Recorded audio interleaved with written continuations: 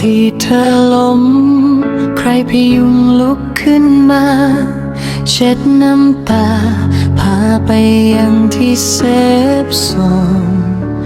ไม่ได้ทวงบุญคุณฉันเป็นคนสู้ทนแค่สับสนอะไรทำคนเปลี่ยนไปให้ยืมลมหายใจ